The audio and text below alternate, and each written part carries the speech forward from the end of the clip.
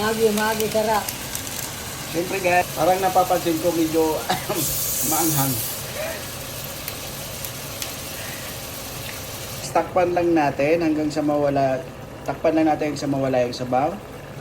Tapos pag mamaya, hahaluin natin ulit.